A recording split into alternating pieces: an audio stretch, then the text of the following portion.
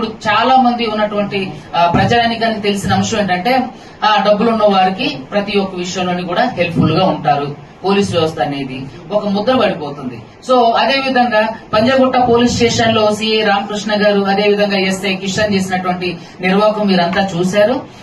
వాళ్ళు ప్రపంచంలోనే చరిత్రలోనే లేని విధంగా ఒక పోలీస్ స్టేషన్ కి నడుచుకుంటూ వచ్చినటువంటి ఒక న్యాయవాదిని బ్రీత్ అనలైజ్ టెస్ట్ చేయడంలోని ఉన్నటువంటి ఆంతర్యం ఏంటనేది కూడా మీ అందరికీ తెలుసు, సమాజానికి తెలుసు. అంటే ఆవిడ కేసుని ఏ విధంగా ఇన్ఫ్లుయెన్స్ చేయగలుగుతుంది.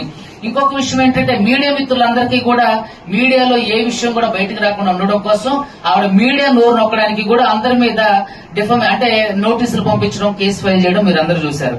అంటే ఇక్కడ ఆవిడ మాట్లాడుతూ ఉంది, నేను మీడియా ఫ్యామిలీ నుంచి వచ్చా, మీడియా అంటే నాకు గౌరవం, మరి మీడియా మీద అలాంటప్పుడు ఇట్లా ఒక తప్పుదోవ అంటే ఒక తప్పు ప్రచారం చేస్తున్నారు అన్నప్పుడు ఈవిడ మీడియా ముందు ఉన్నటువంటి ఆధారాలు బయట పెట్టమని ఎన్నోసార్లు మీ మీడియా వేదికగా నేను మంగ్లీ గారిని అడగడం కూడా జరిగింది.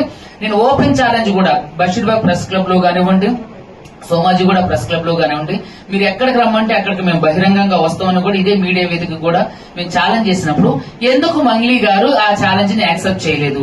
ఆవిడ రిలీజ్ చేస్తుంది ఒక పోస్టర్, ఏమని బాధితులకు మేము అండగా ఉంటాం, బాధితులకు న్యాయం జరగాలని మేము పోలీసు వారిని కోరుకుంటున్నాం అని ఒక స్టేట్మెంట్లు ఇవ్వడమే గాని క్రియాశీలకంగా ఆవిడ ఎక్కడ కూడా ఎందుకు పని చేయలేదు. 9 మంది బాధితులు చనిపోయినప్పుడు నైతిక బాధ్యతగా కూడా ఆవిడ ఎందుకని వాళ్ళని పరామర్శించలేదు? మీరు చూసుకున్నట్లయితే ఇక్కడ ఉన్నటువంటి అందరు మీడియా కూడా ఆ ఊరు వద్దిపట్ల తాండాకి వెళ్లడం జరిగింది, అదే విధంగా పాల్ తాండాకి వెళ్లడం జరిగింది. అక్కడ ఎవరైతే ప్రధాన నిందితులు ఉన్నారో వాళ్ళ ఇల్లు తగలబెట్టిన వీడియోలు కూడా మీరంతా చేశారు. సో అక్కడ ఉన్నటువంటి ప్రజలందరూ చెప్పే మాట ఏంటి? మంగ్లీ గారు వచ్చారు, మంగ్లీ గారు వచ్చారు, మంగ్లీ గారు వచ్చారు. ఆవిడ పేరు చెప్తేనే మేము ఆవిడని చూసాం, ఆవిడ పేరు చెప్తేనే మేము డబ్బులు కట్టాం, ఆవిడ మాతో మాట్లాడింది. నేను కూడా మీడియా వేదికగా చాలా విషయాలు వెల్లడించాను. ఏది ఈ రమావతి ఎవరైతే మధు ఉండో మధు నేను మంగ్లీ వాళ్ళ చెల్లిని పెళ్లి చేసుకుంటున్నా అని చెప్పి నేను మొదట్లో చెప్తే ఆవిడ దాన్ని ఖండించింది. తర్వాత దానికి సంబంధించినటువంటి ఫోటోలు వీడియోలు ప్రవేశపెట్టిన తర్వాత ఎందుకు మంగ్లీ గారు మీడియాకు దూరంగా ఉన్నారు? ఎందుకు అంటే చాలా మీడియాలో నేను విన్న కథను ఐఎమ్ నాట్ షూర్. ఆవిడ ఏమన్నారంటే కొంతమంది దుబాయ్కి వారిపోయిందన్నారు, కొంతమంది నార్త్ ఇండియాకి ఎక్కడికో వెళ్ళిపోయిందన్నారు. సరే, ఎందుకని అప్పటి వరకు మరి నైతిక బాధ్యతగా మీరు ప్రతి విషయాన్ని మీరు విమర్శించిన ప్రతి విషయాన్ని చెప్పినప్పుడు మరి ఎందుకని తర్వాత విషయాలు ఎందుకు చెప్పలేదు? తర్వాత మీడియా ముందుకు ఎందుకు రాలేదు? తర్వాత ఇక్కడ నైతిక బాధ్యతగా వాళ్ళు ఎందుకు పరామర్శించడానికి వెళ్ళలేదు? వెళ్తే ఎందుకంటే అక్కడ ఇవిడికి జరగాల్సిన మర్యాదలన్నీ జరుగుతాయి కాబట్టి భయపడే వెళ్ళాల.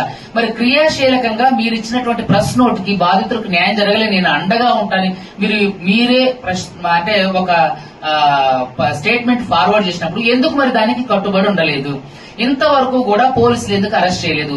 ఓయో మీదకి వెళ్లి రైడ్లు చేసి ఓయోలో ఉన్నారా, పోయారా, పీకారా, అంటే అక్కడికి వెళ్లారా, అక్కడ ఎవరున్నారు అని చెప్పేసి అంటే తనిఖీలు చేస్తున్నటువంటి పోలీస్ ఆఫీసర్స్ ఎందుకని ఎంతమంది బాధితులు ఉన్నారు, ఎంతమంది చనిపోయారు, ఎంతమంది ఎన్ని డబ్బులు కట్టారు, ఎంతమంది ఇంకా ఇబ్బందులు పడుతున్నారు, ఇప్పటికీ కూడా పాల్తాండ, వద్దిపట్ల, తర్వాత మీరు చూసుకున్నట్టయితే నల్గొండ, దేవరకొండలో ఇప్పటికీ కూడా పొద్దున్నే 7 గంటలకి 6 గంటలకి మబ్బులు లేచి ఇంట్లో నుంచి పరారై వెళ్లిపోయి రాత్రి 11 గంటలకి వచ్చి పడుకుంటున్న వ్యక్తులు ఉన్నారు. స్టిల్ ఇప్పటికీ కూడా నాతో మాట్లాడుతున్నారు, ఏడుస్తున్నారు.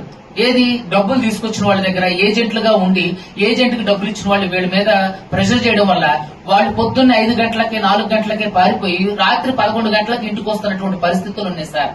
తర్వాత చాలా మంది మేము చనిపోయే పరిస్థితిలో ఉన్నాం.